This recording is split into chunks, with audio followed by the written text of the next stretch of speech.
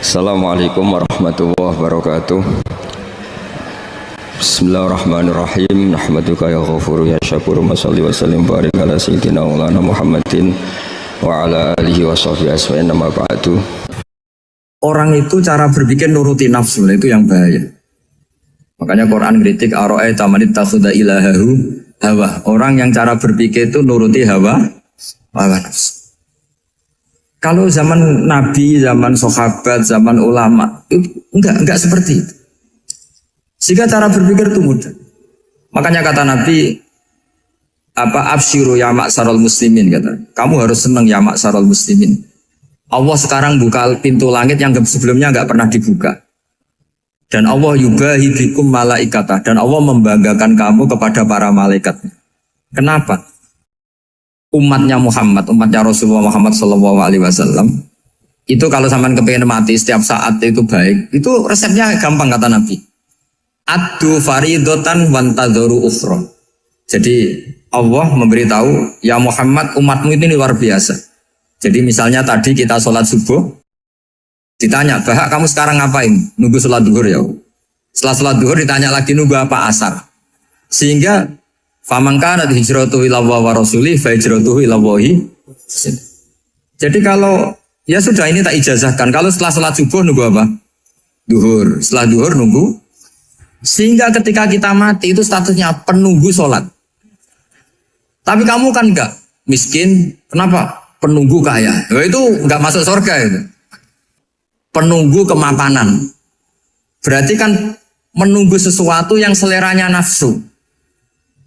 Beda kalau penunggu sholat. Berarti kamu di dunia menunggu ritual ibadah. Maka di antara ijazahnya Nabi apa? Addu faridotan wantadzoru ukhra. Melakukan satu fardu. Kemudian kita menunggu tugas berikutnya. Jadi niati saja setelah subuh nunggu apa? Duhur. Setelah duhur, meskipun kita di perapatan, apa? Nunggu asar. Ya. Tapi ya asar betul, jangan nunggu tok pas asar ndak. Jadi sebetulnya umat ini gampang sekali. Jadi di antara kebanggaan Allah, yubahi itu Allah bangga dengan malaikatnya adalah umat ini adalah addu faridotan wantadzoru ukhra. Melakukan satu fardu, kemudian menunggu fardu yang lain. Dari mengkhidmati kampus, ingin mengkhidmati masyarakat. Dari satu masyarakat lokal Semarang menjadi sampai sekarang, sampai Banjarmasin, Unisula mau bikin kampus di sana, terus gitu. Dari satu tugas ke tugas yang lain. Makanya Islam diajarkan setelah satu tugas selesai, faida faruq tafan so. Jadi sehingga hidup kita itu dinamis. Dari satu kebaikan menunggu kebaikan lain, dari satu kebaikan menunggu. Sehingga hidup kita ngapain? Nunggu satu kebaikan. Ini sudah masuk faman kanat hijratuhu ila wa rasulih fa hijratuhu ila wa rasulih. Sehingga orang bayangkan kalau kita direkam Allah. Gusti kula ampun mati nak dereng sugih. Wis melarat puluhan tahun. Sakit, nunggu sesuatu sing sifatnya nafsu, kok pengen sugih tok aja cukup. Tahu buruh wong sing tahu ngenyendekne lho, itu kan urung-urung wis dendam. Saya belum mau mati sebelum kaya dan buruhkan orang yang pernah melecehkan saya. Wis ngono akhirnya mati urung sugih. Berarti wis fakir matine hasud. Mau itu ngenes dunia akhirat kan kira-kira seperti itu. Kamu santai aja kalau fakir berarti meringankan hisab karena ada banyak harta. Yang mau dihisab papanya, tidak punya apa-apa. Jadi saya mohon sekali ya, Islam itu mengawal kebahagiaan. Sebab itu sampai bahagia itu menjadi perintah Islam. Qul bi fadlillah wa bi rahmati fa bidzalika falyafrahu. Karena dengan bahagia bi taat diharapkan orang Islam itu tidak bahagia atau cari kesenangan lewat jalur maksiat. Sehingga ciri utama wali apa? Ala inna awliya Allahi la khaufun alaihim walahum yahzan. Sehingga ulama dulu itu rileks-rileksnya. Termasuk yang saya ceritakan tadi, Imam Ahmad, Imam Syafi'i. Itu melihat apa saja rileks. Ya tadi kalau disenangi orang ya barokah, punya kawan kebaikan. Nak dineng ya barokah dineng di gedingi tonggo rada utang, rajuk tulung gitu. Jadi rileks saja. Masyhur itu Imam Syafi'i ngendikan waman asa'a ilaika faqat atlakoka.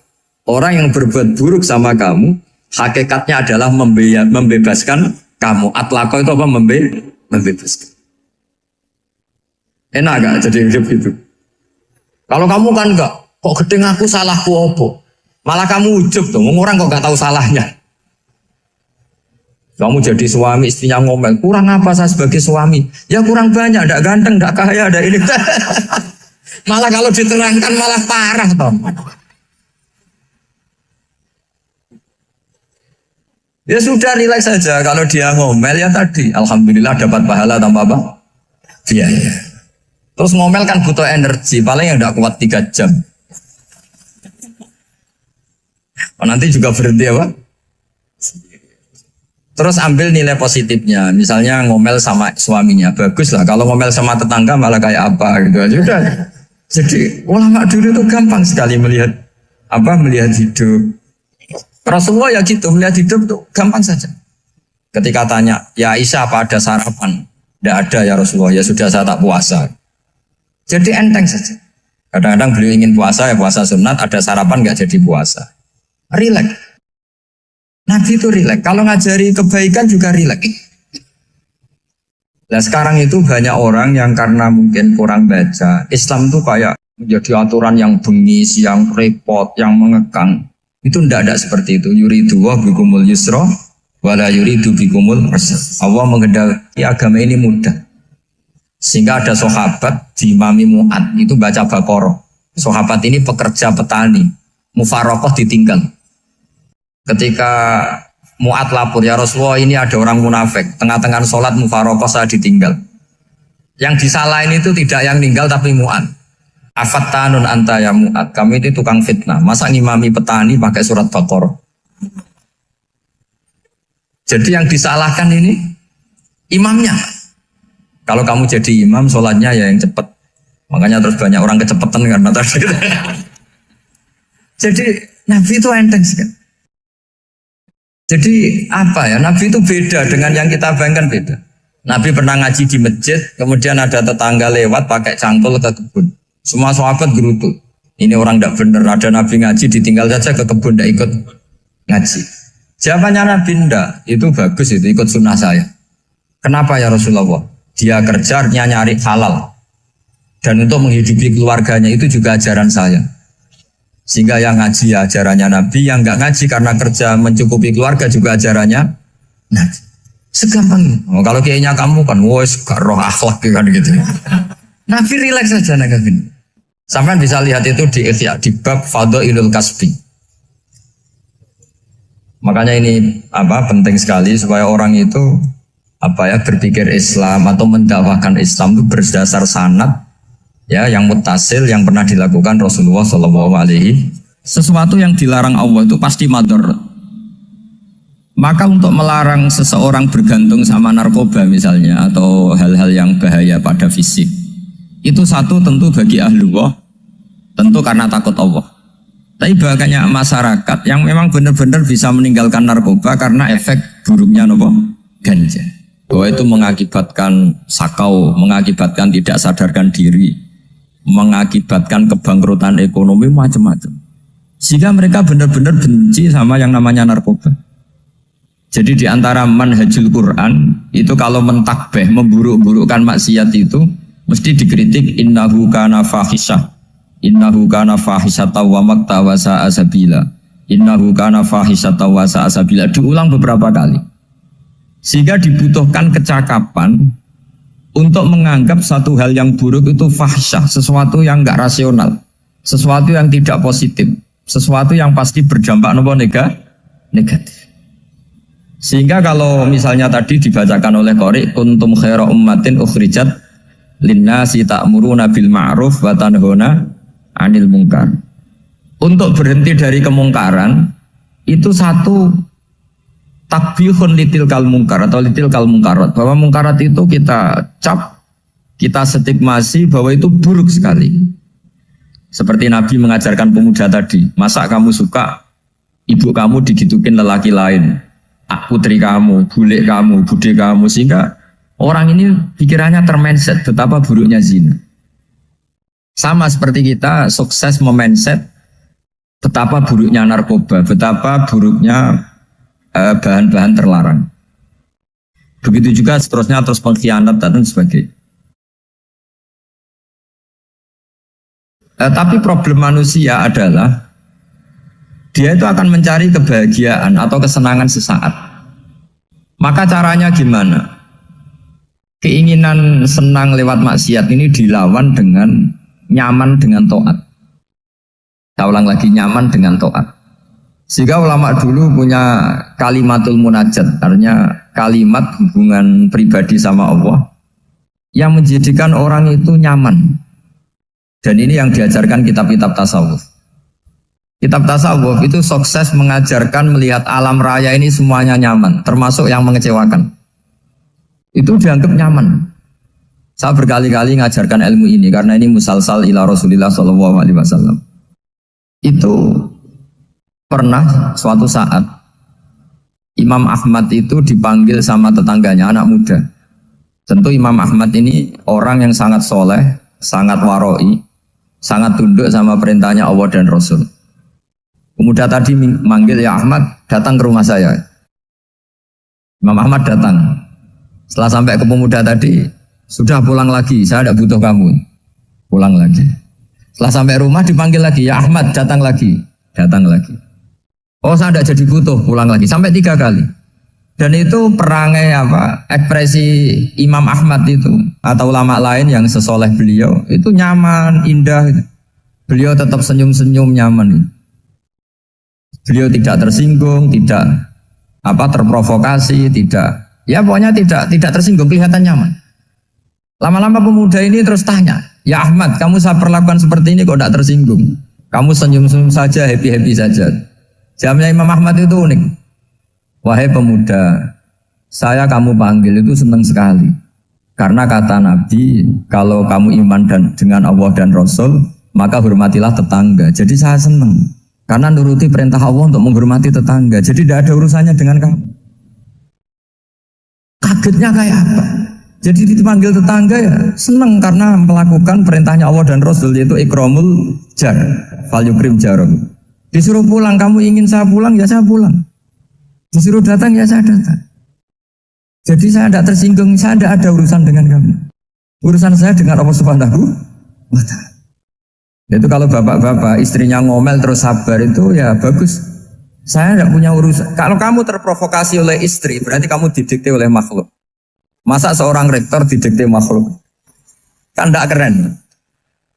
Apalagi seorang habib didikte makhluk, kan tidak keren. Yang bisa mendikte kita hanya Allah Subhanahu wa Ta'ala. Dan Allah mendikte kita, mengajarkan dia wa ashiruhunna bil ma'ruf fa in karihtuhunna fa asa an takrahu shay'an wa yaj'alallahu fi khairan katsira. Jadi cara melihat istri kita bawel gitu atau cerewet, alhamdulillah ini ada pahala tanpa modal, cukup sabar. Kalau istri kamu sedang mesra malah mintanya ke mall, malah biayanya tinggi. Murah mana dapat pahala dimarahin sama saat mesra minta ke mall? Milih yang pertama kan? Nah ya itu udah usah modal ini. Ya gitu aja. Jadi kalau istri sedang marah bawel, anggap saja ini rezeki. Dapat pahala tanpa apa? Biaya. Nah kalau pas rukun malah nantang ke mall, biayanya malah tinggi. Jadi ulama dulu itu melihat dunia itu happy. Pernah Imam Syafi'i dikasih tahu, orang yang tadi nyium tangan kamu ya, itu di rumah menghujat Anda. Jadi dia sopan hanya di depan Anda, kalau di luar menghujat Anda. Jawabnya Imam Syafi'i lucu. Ya baguslah. Yang cerita ini kaget. Kenapa bagus ya Aba Abdillah? Kalau manggil Imam Syafi'i ya Aba Abdillah. Ya berarti saya masih wibawa, di depan saya tidak berani katanya. Jadi dipandang enteng saja. Jadi kalau kamu di depan kamu istri kamu tidak berani belanja, tidak ada kamu belanja banyak, anggap saja Anda wibawa. Jadi enteng saja. Pernah Imam Syafi'i dikasih tahu, separuh dari kampung Anda itu gak suka kamu. Ya bagus lah. Kenapa? Oh nak rukun malah bakal utang katanya gitu. Kira-kira yang utang tuh yang rukun apa yang neng-nengan? Yang rukun. Jadi enteng saja. Masyhur itu makalahnya Imam Syafi'i. Waman asa'a ilaika faqad atlaqaka. Orang yang berbuat buruk sama kamu berarti membebaskan kamu. Kalau saya sedang nenengan sama Habib Hasan Toha Putra, beliau naik Alphard gak nawarin saya sah karena baru nenengan. Tapi kalau sedang rukun malah harus repot mana? Rukun sama tidak rukun? Repot rukun sebetulnya. Jadi Imam Syafi'i itu happy saja. Kalau sedang rukun sama tetangga ya dianggap rukun itu satu kenikmatan. Sedang nggak rukun ya dianggap satu kenikmatan. Jadi orang dulu itu serilek itu melihat dunia. Kalau kita kan enggak, ego. Wah saya ini suami kok dimarahin istri. Wah ini egonya bangkit. Padahal egonya bangkit itu ada kebodohan di situ. Yaitu seorang rektor didikte seorang istri, seorang makhluk. Apalagi kalau Anda daftar wali itu tidak akan jadi wali. Ini wali kok tunduk sama makhluk. Karena didikte apa? Makhluk. Maka Imam Ahmad ketika tetangganya bully gitu ya santai saja, beliau happy. Ketika pemuda tadi eskal janggal, kenapa kamu gak tersinggung ya Ahmad? Memangnya saya harus tersinggung gimana? Kan tak panggil tidak jadi, tak panggil tidak jadi. Hei pemuda, saya ini tidak punya urusan dengan kamu. Saya nuruti kamu karena perintahnya.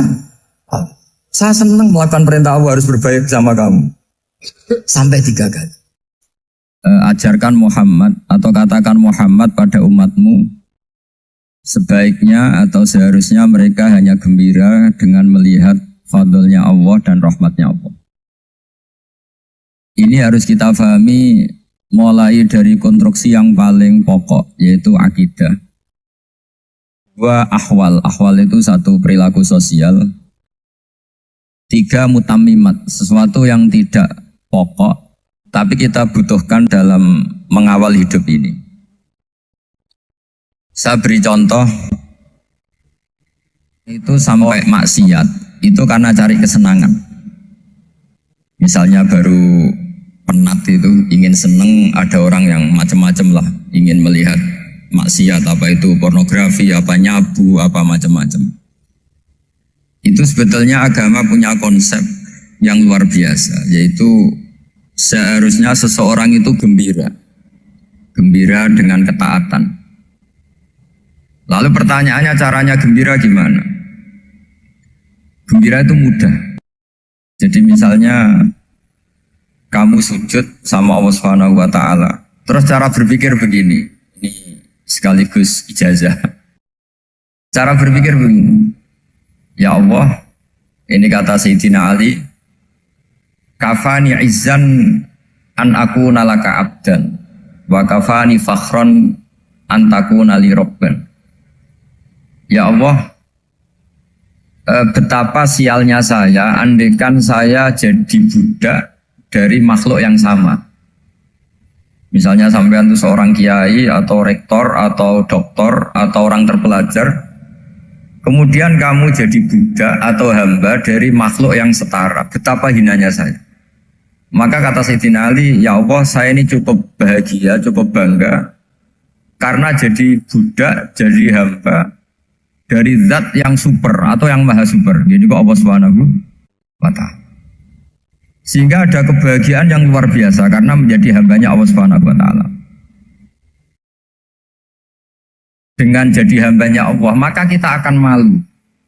Malu misalnya kok saya bahagia itu nunggu melihat pornografi, melihat maksiat. Itu terus menjadi malu. Kenapa saya bisa didikte oleh hal-hal seremeh itu? Ya, kita malu karena didikte oleh hal-hal yang seremeh itu. Karena kita didikte oleh nafsu. Jadi izzatun nafsi, satu harga diri seseorang itu harus dihidupkan untuk hanya tunduk kepada Allah Subhanahu. Sehingga Nabi itu melatih satu logika tarkul ma'asi. Nabi itu dulu ketika ada seorang pemuda yang ya karena mungkin pemuda ya, dia itu mau masuk Islam, tapi uniknya kata pemuda tadi, saya masuk Islam tapi asal dibolehkan bebas zina. Jadi ini agak sableng gitu. Jadi mau masuk Islam syaratnya dibolehkan apa? Zina atau free sex gitu. Karena orangnya agak hiper. Itu Nabi tidak langsung mengancam dengan neraka enggak. Ketika mau pamit gitu semua sahabat melarang. Mah itu jangan, kamu jangan suan Nabi, itu permintaan yang enggak masuk akal. Setelah lama ditahan terjadi kegaduhan di masjid, Nabi dengar itu ada apa itu? Itu ada pemuda yang mau masuk Islam tapi yasta'dzinuhu fi zina, tapi mereka minta izin Nabi untuk tetap boleh zina.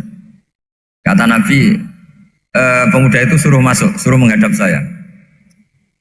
Ketika menghadap Nabi, saya ulang lagi, ketika menghadap Nabi, Nabi mengajarinya itu luar biasa. Nabi tidak langsung mengancam dengan neraka atau dengan azab tunda, tapi kata Nabi, atuhibbuhu li ummik. Kamu suka kalau ibu kamu tuh jadi demenannya orang banyak. Oh enggak ya Nabi, yang demen ibu saya tak bacok kan. Karena ini agak preman, di mana-mana orang nakal agak preman. Terus atuhibbuhu li bintik. Kamu suka kalau putri kamu ya digitukan orang-orang. Oh ya enggak Nabi, yang gitukan putri saya tak bacok. Atuhibbuhu li kholatik. Kamu suka kalau bule kamu digitukan. Atuhibbuhu li ammatik. Kamu suka kalau saudara bapak kamu digitukan. Nabi itu mengeset ya. Cara sekarang itu otak mungkin. Nabi itu meluruskan otaknya anak muda itu betapa buruknya zina. Cara bahasa Arab ditakbih. Betapa buruknya zina. Kamu suka kalau korbannya ibu kamu, putri kamu, bude kamu, bule kamu. Sehingga orang itu matur ya hasbuka ya Rasulullah, ini sudah cukup. Saya tidak pernah melihat sesuatu seburuk zina. Jadi fa'al qawwa fi qalbihi bughda zina. Kemudian Allah meletakkan di hatinya, menanamkan benci zina.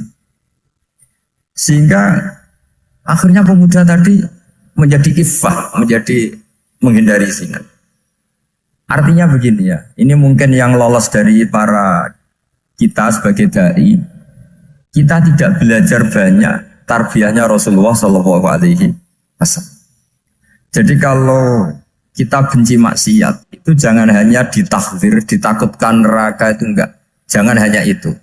Tapi di logika. Jadi kalau kita menghindari maksiat, itu selain karena takut azab, itu ada logika. Ada rangkaian pikiran yang menjadikan kita anti satu perbuatan apa maksiat. Jadi misalnya gini ya, kira-kira ginilah kalau contoh gampang itu. Ada orang gitu ya nyanyi dengan pakaian yang mungkin pornografi gitu. Mungkin pemuda-pemuda ingin melihat itu, tapi bisa diobati gini, kok enak dekne mergawe kok tak bayar ya, aku kehilangan duit. Meskipun dengan logika yang agak serampangan, yang penting menjadi kita ini punya harga diri untuk tidak tergantung hal-hal seperti itu. Sehingga Nabi itu cara menggambarkan tadi mulai atuhibbuhu li ummik, kalau ibu kamu jadi demenannya orang lain. Pemuda tadi bilang yang demen ibu saya mau saya bunuh. Ditambah lagi atuhibbuhu li bintik. Bagaimana kalau korbannya putri kamu, bule kamu, bude kamu. Sehingga terus si pemuda tadi betapa buruknya zina. Betapa murahnya zina. Akhirnya pemuda tadi al-qawwa fi qalbi bughda zina. Terus kemudian pemuda tadi itu sangat membenci dengan apa? Berzina. Nah, pikiran-pikiran seperti ini harus kita tanamkan. Harus kita tanamkan supaya orang itu benci melakukan maksiat. Karena satu memang takut suhtullah, takut dibendu Allah atau dibenci Allah. Dua memang logika kita mengarahkan tidak maksiat.